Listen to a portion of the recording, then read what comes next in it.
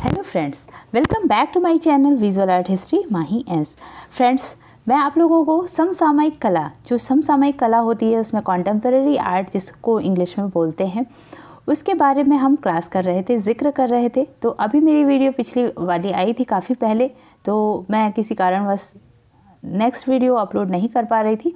ये उसी का सेकंड पार्ट है। तो ये जो होगा कॉन्टेम्परेरी आर्ट में ये सारे हिस्टोरिकल चीज़ें पढ़ाने के बाद मैं एक एक करके आर्टिस्टों के बारे में भी बताऊंगी। तो फ्रेंड्स, पिछले क्लास में हम लोगों ने पढ़ा था कि जो आधुनिक चित्रकला थी, आधुनिक चित्रकला का जो इतिहास था वो कई चरण में बटा था।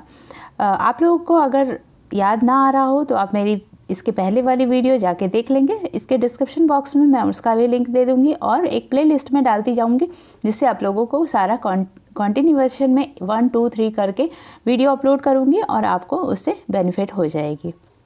ठीक है फ्रेंड्स, तो हम बात किए थे, हमारा जो प्रथम चरण था वो था, जैसे कि आपने देखा होगा मेडिवल आर्ट हिस्ट्री के बारे में हमने बात किया था। सेकंड में उसमें जो द्वितीय चरण होते हैं, फर्स्ट चरण, द्वितीय चरण और तृतीय चरण, तो हमारी जो समसामयिक कला थी उसमें भी कई चरण होते हैं। जैसे कि तो हम बात करेंगे, आज हम चतुर्थ चरण के लगभग बात करेंगे। उसमें चतुर्थ चरण क्या था, कैसे बंगाली स्कूल की परंपरा से फिर उसमें स्वतंत्रता प्राप्ति के पश्चात कुछ कलाकारों का ग्रुप बनना शुरू हो गया, जिसमें कलकत्ता ग्रुप था, नव गुजराती शिल्पी चक्र था, आर्टिस्ट प्रोग्रेसिव आर्टिस्ट ग्रुप था, यामिनी राय और इस तरीके के कलाकार जैसे श्यावक चावड़ा, के.एस. कुलकर्णी, हैबर, शैलोज मुखर्जी, बेंद्रे, हुसैन रजा, सूजा, ये सारे कलाकार, निरोध मुखर्जी, इस तरीके से मजुमदार और इस तरीके से कई कलाकारों ने अपना सहयोग दिया था।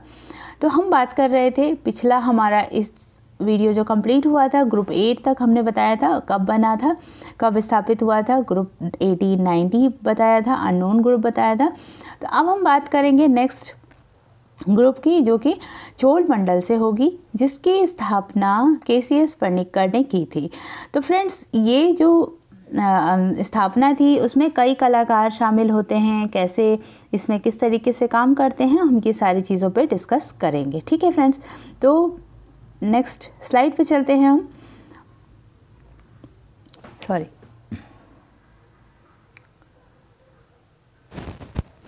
हाँ, तो भारतीय समकालीन कला 1850 से वर्तमान तक, पिछला वीडियो भी मेरा इसी टॉपिक पे था और इसके कई जो लाइंस, वन लाइनर मैंने बढ़ा दिए हैं। अभी हम थोड़ा सा इसमें बचा रह गया था जो कि इस वीडियो में हम कवर कर रहे हैं। ठीक है, जिसमें चोल मंडल की स्थापना बची रह गई थी। चोल मंडल की स्थापना 1964 से 66 के आसपास हुई थी, जो कि किसने स्थापित की थी, इसका मूल प्रेरणा स्रोत कौन था, के.सी.एस. पनिक्कर थे। ठीक है, ये मध्य government college of arts and craft Chennai Madras के 40 कलाकारों द्वारा चोल मंडल की स्थापना की गई थी। कहाँ के कलाकारों द्वारा, चेन्नई के, मद्रास के government college of arts and craft के 40 कलाकार इसमें शामिल थे, 40 कलाकार इसमें शामिल थे।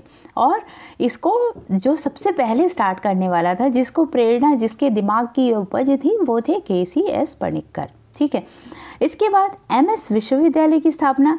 जैसे हम देखते हैं कि तृतीय चरण में कई कलाकार के ग्रुप, जब तृतीय चरण कब होता है, जब भारत की स्वतंत्रता से पहले से लेके, और आप सोच सकते हैं कि 50 के दशक को हम तृतीय चरण कहेंगे। ठीक है, तो इसमें क्या होता है कि चोल मंडल की स्थापना और जो हुई थी, इसका विविध शैलियाँ प्रचलित होने लगी इसमें। तो इसमें क्या था, प्रभाववादी, घनवादी, जो विदेशी कलाकृतियाँ थी, जिसमें प्रभा, घन, अभिव्यंजनावाद, यथार्थवाद, अति यथार्थवाद, ये सारी चीज़ों को लेकर उन्होंने अपनी कलाकृतियों में इसको इन्वॉल्व किया और कलाकृतियों को एक डिफरेंट वे में, अपने भारतीय कलाकृतियों को भारतीय शैली से अलग ले जाकर उसको चित्रित करना शुरू किया था। इसके साथ साथ इन्होंने लोक कला को भी लिया, मिथक चेतना को भी लिया, लघु चित्रण, तांत्रिक प्रवृत्तियों को भी अपने कलाकृतियों में शामिल करना शुरू कर दिया था। इसके पश्चात 1980 के दशक से आधुनिक भारतीय कला परिदृश्य जो थी वो तीव्रता से परिवर्तित होने लगी थी। इस तरीके से इसकी चतुर्थ जो चरण था वो प्रारंभ होना शुरू हो गया था। तृतीय चरण के बाद चतुर्थ चरण प्रारंभ होना शुरू किया गया था। वो कब हुआ था? जो 1980 से हुआ था, ठीक है, 1980 से। एमएस विश्वविद्यालय की स्थापना 1950 में हुई थी। तो लगभग सारे कला स्कूल जो थे वो धीरे धीरे स्थापित हो चुके थे। कलाकार अपनी संख्या बढ़ाते जा रहे थे, कलाकार एक दूसरे के साथ जुड़ते जा रहे थे। पूरे भारतवर्ष में कलाकारों की संख्या बढ़ती जा रही थी। अब कलाकार क्या कर रहे थे कि विभिन्न प्रयोगों को अपने कलाकृतियों में लाना चाह रहे थे। ये जो टॉपिक है ये थियोरेटिकल इसलिए पढ़ाया जा रहा है, इसलिए बता रही हूँ कि इसको आप अगर समझ लेते हैं तो कलाकार किस तरीके से हमारे स्टार्टिंग के कलाकार ने कलाकृतियों को करना शुरू किया, कलाकृतियों में कैसे पाश्चात्य शैली आत्मसात हुई और कलाकार कैसे गतिविधियां करने लगे, एग्जीबिशंस करने लगे और स्कूलों में उसको अपने सिलेबस में समाहित करने लगे, सिलेबस में ऐड कर दिया उन्होंने। बहुत सारे ऐसे टॉपिक्स को ऐड करते गए जिसमें कि पाश्चात्य संस्कृति को भी इन्वॉल्व कर दिया गया था। इसके जो करिकुलम होता है भारतीय करिकुलम, उसमें भारतीय शैली भी और पाश्चात्य शैली को भी इंक्लूड कर दिया गया था, ठीक है। तो अब हम कला का चतुर्थ चरण के बारे में पढ़ेंगे। कला का चतुर्थ चरण जो था वो आधुनिक भारतीय कला का चतुर्थ चरण 1980 से प्रारंभ हो जाता है, ठीक है। अब इसमें क्या था कि इसमें कलाकार जो थे, कलाकारों के कुछ कलाकार जो हम जिनको जानते हैं, जैसे एम.एफ. हुसैन से स्टार्ट होता है। इससे पहले हमने जो बात की थी कि के.सी. अस्वर्णकर, यामिनी राय, ये सारे जो थे वो तृतीय चरण के कलाकार के रूप में जाने जाते हैं। जैसे कि आप उनको अवनींद्रनाथ टैगोर, रविन्द्रनाथ टैगोर, गगनेंद्रनाथ टैगोर, इन लोगों को आप तृतीय चरण के युग में जानेंगे। लेकिन जब चतुर्थ चरण प्रारंभ होता है तो इसमें क्या होता है कि इसमें जो कलाकार जुड़ते हैं वो एम.एफ. हुसैन, एफ.एन. सूजा, एस.एच. रजा, एन.एस. बेंद्रे, सतीश गुजराल, जतिन दास, परितोष सेन, रामेश्वर बरोटा, जी.आर. संतोष, मंजीत बाबा, इस तरीके के तैयब मेहता, इस तरीके के कलाकारों के नाम इसमें जोड़े जा सकते हैं, क्योंकि ये फोर्थ जनरेशन जो होती है चतुर्थ चरण के कलाकार के रूप में इन्हें हम मान सकते हैं। अब इसमें इस समय जो कलाकारों का वो था काम था वो रूपकारों की खोज करना, तकनीकी के विविध प्रयोग तथा माध्यम की विविधता निरंतर विकास की ओर अग्रसर होने लगी थी और आज तक भी इस एक निश्चित स्थान पर रुकी नहीं। अभी भी कलाकार बहुत ही प्रैक्टिकली अपने चित्रों में काम करते। कहीं आप देखेंगे तो कहीं फोक आर्ट से कॉन्टेम्पररी स्टाइल को ऐड कर देते हैं, तो कॉन्टेम्पररी स्टाइल में फोक आर्ट को डाल दिया। तो कभी इस तरीके से कलाकार, आज भी जो कलाकार अपनी कलाकृतियों को प्रदर्शित करते हैं वो कहीं ना कहीं से प्रभावित भी होते हैं और अपनी चीज़ों को वो इंक्लूड करते हैं। कभी कभी ऐसा होता है कि कलाकार की शैली जो होती है वो अपनी शैली में किसी दूसरी चीज़ को बना देता है, तो वो क्या होता है, एक प्रयोगात्मकता होती है उसके चित्रों में। तो ये हमारे चतुर्थ चरण में ये स्टार्ट हो गया था और आज तक होता आ रहा है, ठीक है। तो आधुनिक भारतीय कला का यह चरण अत्यंत प्रभावशाली रहा, जो कला के देश काल की सीमाओं से निकालकर सर्वदेशिक और सर्वकालिक स्तर पर स्थापित करता है। इस वर्ग के कलाकार आज अंतर्राष्ट्रीय कला मंच पर प्रतिष्ठित होकर देश का प्रतिनिधित्व कर रहे हैं। इसमें क्या क्या था, इसमें जो चित्रकला थी, मूर्तिकला थी, मिश्रण माध्यम था, ग्राफिक कला थी, इंस्टॉलेशन आदि, ये सारी चीज़ें थी, ठीक है। तो इस तरीके से हम कह सकते हैं कि कलाकार जो थे वो अपनी कलाकृतियों में पोत, रंग, रेखा, आकार, विभिन्न चीज़ों को संवेदनशीलता, अंतर्मुखी दृष्टि, कंप्यूटर का प्रयोग करके इसमें बहुत सारे चित्रों को समाहित करते हैं, बहुत सारे प्रयोग करते हैं, ठीक है। तो अब हम आगे बढ़ेंगे। चतुर्थ चरण के बाद हम स्थानीय कला शैलियों पर आते हैं, क्योंकि हमारा जो कॉन्टेम्पररी आर्ट होता है वो स्थानीय कला, जब पाश्चात्य कलाकार जो वेस्टर्न आर्टिस्ट आए थे भारत में, तो उन्होंने स्थानीय कला को भी देखकर उस पर कुछ लेख लिखना शुरू किया, मुगल पर लिखना शुरू करिए। तो यहाँ के जो स्थानीय कलाकार थे वो किस तरीके से कलाकृतियाँ करते थे उसके बारे में भी हमें जान, कुछ 2-4 ऐसे जो कलाकृतियाँ हैं, जो कला शैलियाँ हैं, उनके बारे में भी जान लेना हमारा एक वो हो जाएगा। वो ये सारी चीज़ें भी पूछी जाती हैं, ठीक है। तो सबसे पहले पढ़ेंगे बंगाल के पटचित्र व काली घाट शैली, क्योंकि ये भी क्वेश्चन हमेशा आता है इसमें कई चीज़ें ऐसी आएंगी जो कि क्वेश्चन पूछ लिया जाता है। तो बंगाल के पटचित्र और कालीघाट शैली 1800 से 1930 तक कायम रही है। ठीक है, इसमें आप देख सकते हैं कि रावण एंड हनुमान और कालीघाट स्कूल ऑफ पेंटिंग 1880, ये रावण और हनुमान को दिखाया है इस चित्र में। और इस तरीके के जो चित्र होते थे इसमें सरल शैली जो होती थी वो सरल होती थी, मानव द्वारा समझे गए प्रतीक के सारभूत तत्वों को अभिव्यक्त करता था। और इसका स्रोत क्या था? स्थानीय मिथक एवं विश्वास है। सभी रूप एक काल्पनिक अंतर जगत की वस्तु हैं और माध्यम क्या होता था इसमें? टेम्परा, खर्रा, पटुआ। ठीक है, तो इसको पटुआ भी बोलते थे बंगाल पटचित्र कला कालीघाट शैली को।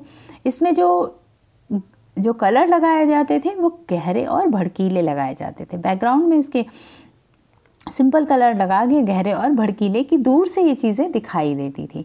ठीक है, इसमें क्या होता था कि ये प्रकृति की यथार्थ प्रतिकृति नहीं वरन चारों ओर के वातावरण से मानव मन में उठे संवेगों को सीधा अभिव्यक्त करता था।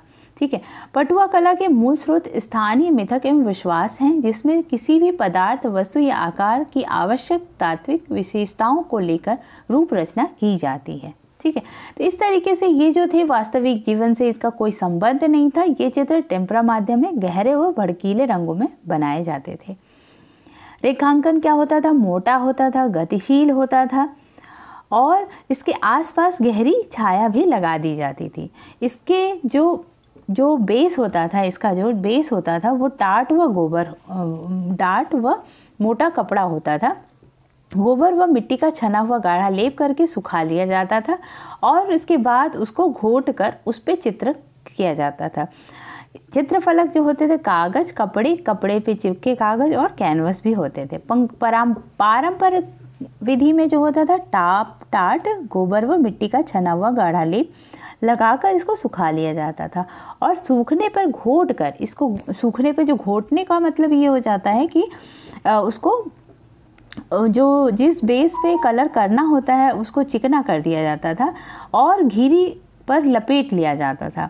और जब लपेट दिया जाता था तो उसको खर्रा या पटुआ कहते थे। क्वेश्चन ऐसे आ जाता है तो खर्रा और पटुआ किसे कहते हैं या कालीघाट के पटचित्रों को क्या कहा जाता था। ठीक है, तो खर्रा और पटुआ जो कि गोल लपेट दिया जाता था उसको घिर्री या पटुआ कहते थे। ठीक है, पटुआ इसी वजह से इस जो कलाकार जो चित्र करता था उसको पटुआ कलाकार भी कहा जाता था इस शैली में। और इसकी पहचान क्या थी? बंगाल की लोक कला के रूप में जाना जाता था। परिष्कृत रूप पटना से मुगल शैली तथा मुर्शिदाबाद से कंपनी शैली के कलाकार के आने से पटुआ कला का रूप थोड़ा परिष्कृत होने लगा था। जब कलाकार बाहर से आना शुरू कर दिए और इसमें कलाकृतियों को करना शुरू कर दिए तो उन्होंने अपनी टेक्निक भी यूज़ कर दी और अपनी टेक्निक यूज़ करने से ये थोड़े परिष्कृत ढंग से चलने लगे थे। ठीक है, तो साइड में इसका एक चित्र भी है जो कि कालीघाट पटचित्र है और इसमें जो सब्जेक्ट्स होते थे, जो विषय होते थे कालीघाट के, उसमें राम, कृष्ण, महाभारत, काली, शक्ति, देवी, विभिन्न रूपों और अन्य धार्मिक आख्यानों पर आधारित चित्र बनते थे। और कुछ इसके बहुत ही कॉमन से कैरेक्टर्स को लेके भी चित्र किए जाते थे, जैसे वेश्यावृत्ति, पांचा बातें, मदिरा पान, पति पत्नी का मनमुटाव, कामुक दृश्य, बंगाली युवतियों का श्रृंगार, मछली पकड़ने, हास्य एवं व्यंग्य चित्रों का चित्रण। इस बाजार शैली, इसको बाजार शैली भी कहा जाता था। ठीक है, चित्रों को कर फिरका कहा जाता था। फिरका किसको कहते थे? चित्रों के सेट को, यहाँ पर सेट होना चाहिए था। चित्रों के सेट को फिरका, जैसे आप एल्बम बनाते हैं उस एल्बम को हम फिरका कहते हैं। ठीक है, तो चित्रों के सेट को हम फिरका कहते थे। और इसका जो प्रमुख केंद्र था वो हुगली था, मिदनापुर, बर्दवान, मुर्शिदाबाद और वीरभूमि, ये सारा कोलकाता और बंगाल के आसपास की चीज़ें हैं। ठीक है, तो इसका जो कालीघाट था वो कलाकार कोलकाता से कालीघाट आकर बस गए और इस वजह से इसे कालीघाट के नाम से जाना जाने लगा। यहाँ पर एक चित्र है महिषासुर मर्दिनी जो कि कालीघाट पेंटिंग पे के शैली से बना हुआ है। अब हम देख लेते हैं कि इसके जो प्रमुख चित्रकार थे वो कौन कौन से थे। प्रमुख चित्रकार थे NC घोष, KC घोष, नीलमणि दास, गोपाल दास, पाल तथा वैरागी। ये सारे कलाकार जो प्रमुख थे कालीघाट चित्र के लिए। तो इस तरीके से क्वेश्चन पूछ लेता है कि एनसी घोष किस शैली के कलाकार थे या गोपाल दास किस शैली के कलाकार थे, वैरागी। तो ये चीज़ें आपको लर्न करनी होगी कि ये सारे जो कलाकार थे ये इसके कालीघाट के प्रमुख चित्रकार के रूप में जाने जाते हैं। ठीक है, 1947 में स्टुअर्ट किपलिंग ने कालीघाट के कुछ चित्र Victoria and Albert museum London को भेंट किया था। क्वेश्चन इस तरीके से भी पूछ सकता है कि किसने Victoria and Albert museum London को भेंट किया था। 1947 में स्टुअर्ट किपलिंग ने भेंट किया था। तो इस तरीके से क्या हुआ था, कालीघाट जो चित्र थे वो धीरे धीरे भारत ही नहीं विदेश में भी भ्रमण करना शुरू कर दिया था। ठीक है, तो नेक्स्ट देखते हैं इसका। सर्वप्रथम अजीत घोष ने कालीघाट के चित्र पर शोध प्रकाशित किया था। अब धीरे धीरे जब कलाकार कलाकृतियों करते करते उस पर शोध वर्क भी करने लगे थे, तो अजीत घोष ने कालीघाट के चित्रों पर शोध प्रकाशित किया था। पुस्तक भी छपे कुछ 24 plates illustrative of Hindu and European manners. ये श्रीमती S.C. बेलनोस ने 1932 में इसको पब्लिश करवाया था। फिर कालीघाट पेंटिंग्स के नाम से ये पुस्तक थी W.G. आर्चर की, जो कि 1971 में थी। तो इस तरीके से वन लाइनर करके मैंने आप लोगों को काफ़ी अच्छे से डिटेल में इसका करवाया। कुछ लेख प्रकाशित हुए थे, drawing and painting of Kalighat, जो कि मुकुल चंद्र डे ने 1941 में करे थे। फिर शोध पत्र भी थे, कालीघाट फोक पेंटर्स A.K. मुखर्जी के द्वारा 1941 ईस्वी में। भारत की प्रसिद्ध कला पत्रिका मार्ग का भी एक अंग पूर्णतः कालीघाट चित्रों को समर्पित किया गया था। तो इस तरीके से आप देख सकते हैं कि छोटे छोटे जो लेख होते हैं, शोध होते हैं, जब पहले मीडिया का साधन नहीं होता था तो यही सारी चीज़ें पेपर में छोटे छोटे आर्टिकल्स छपते थे, छोटे छोटे पुस्तकों में एक एक चैप्टर छपते थे। तो इससे क्या होता था कि चीज़ें स्प्रेड होती थी और कहीं से कहीं लोग समझना शुरू कर दिए कि कालीघाट नामक एक चित्र टेक्निक भी है। वैसे ऑल ओवर इंडिया में आप देख सकते हैं कि बहुत सारे फोक आर्ट्स के रूप में हम जानते हैं, जैसे मधुबनी हो गया, पिछवई हो गया और लिप्पन हो गया गुजरात का फेमस। इस तरीके से बहुत सारे फोक आर्ट्स हैं, उसको हम धीरे धीरे लेखों के माध्यम से, हम पुस्तकालयों के माध्यम से उसको जानते हैं और उसके बाद हम उसको देखने की भी इच्छा जाहिर करते हैं और देख के समझ भी लेते हैं कि इस चित्र में किस तरीके के चित्रण किए गए थे। अब हम नेक्स्ट पढ़ेंगे उड़ीसा के पटचित्र के बारे में। ठीक है फ्रेंड्स, तो उड़ीसा के पटचित्र 17वीं शताब्दी के लगभग बनना शुरू हो गए थे। ठीक है, तो 17वीं शताब्दी उड़ीसा के एक चित्र मैंने यहाँ पे शामिल किया है। उड़ीसा को जो पटचित्र होता था बहुत ही बारीक वर्क होता था और बहुत ही कलर्स बड़े ही वाइब्रेंट लगते थे, बहुत ही सुंदर। और सबसे ज़्यादा इसमें सुभद्रा, कृष्ण और बलराम, जो पुरी में जो जगन्नाथ टेम्पल है उससे रिलेटेड बहुत सारे चित्र बनाए जाते थे। तो इस तरीके से उड़ीसा के पटचित्र जो होते थे वो बहुत ही सुंदर होते थे और वो भी एक धार्मिक चित्र के रूप में जाना जाता था। वहाँ पर जो दर्शनार्थी आते थे ज़रूर एक न एक पेंटिंग वहाँ से लेकर ही जाते थे। तो इस तरीके से कालीघाट के पटचित्र और उड़ीसा के पटचित्र धार्मिक शैली में भी बिलोंग करते हैं। ठीक है, ज़्यादातर आप अगर नाथद्वारा की भी बात करेंगे तो वो भी एक तरह से धार्मिक चित्र ही है। ठीक है, तो प्रभाव इसका क्या था? स्थानीय चित्रकला मुगल, दक्षिण और विजयनगर शैली के आंशिक प्रभाव को लेकर विकसित हुई थी। विषय थे राधा कृष्ण के कथानक का आधिक्य, पृष्ठभूमि प्राकृतिक दृश्य की बहुलता से चित्रण होता था, जिसमें वृक्षों का चित्रण बहुलता से हुआ। इस शैली में चित्रण कालीघाट के पटचित्र तथा कंपनी शैली का प्रभाव भी इसमें परिलक्षित होता है। इस शैली के चित्रों में जगन्नाथपुरी आने वाले पर्यटक तथा तीर्थयात्री खरीद कर ले जाते थे और यहाँ पर कलाकार यहीं पर बसकर काम करते थे। तो यहाँ पर जो दर्शनार्थी आते थे वहाँ पर बलभद्रा, बलदाऊ और कृष्णा का वहाँ पर वो लोग दर्शन करते थे और उनकी चित्रों को लेकर जाना, एक याद के लिए ले जाना चाहते थे, तो वो यहाँ से खरीद कर ले जाते थे। ठीक है, तो नेक्स्ट देखते हैं। नेक्स्ट अब हम पढ़ते हैं नाथद्वारा के बारे। नाथद्वारा में एक ये जो है ये राजस्थान का चित्रकला है, राजस्थान की चित्रकला, इसको हम फोक आर्ट के रूप में जानते हैं। ये 17वीं शताब्दी में नाथद्वारा जैसे छोटे कस्बे में विस्तृत हुई थी और ये चित्रकला के रूप में विकसित हुई थी। बाल रूप में गोवर्धन पर्वतधारी श्रीनाथ जी नाथद्वारा के मंदिर में स्थापित श्रीनाथ जी की विग्रह को भगवान कृष्ण का ही दूसरा रूप माना जाता है। मंदिर में स्थित श्रीनाथ जी का विग्रह बिल्कुल उसी अवस्था में खड़ा हुआ है जिस अवस्था में बाल रूप में कृष्ण ने गोवर्धन पर्वत को अपने बाएं हाथ से की सबसे छोटी उंगली पर उठाया था। भगवान श्रीनाथ जी का विग्रह दुर्लभ काले संगमरमर के पत्थर से बना है और विग्रह का बायां हाथ हवा में उठा हुआ है और दाहिना हाथ मुट्ठी की कमर पर टिका हुआ है। श्रीनाथ जी के विग्रह के साथ में एक शेर, 2 गाय, तोता व मोर भी दिखाई देते हैं। इन सब के अलावा 3 ऋषि मुनियों के चित्र भी विग्रह के पास रखे हुए हैं। अब यहाँ पे चित्र में भी बाल रूप में गोवर्धन पर्वतधारी श्रीनाथ जी का चित्र हम देख सकते हैं। तो ये जो है वो राजस्थान में स्थित नाथद्वारा का प्रमुख आकर्षक श्रीनाथ जी के जो भगवान कृष्ण का ही एक रूप है। ठीक है, तो यहाँ पर जो है वो लाखों दर्शनार्थी आते हैं और एक आराध्य देव श्रीनाथ जी के चित्र को ले जाते हैं।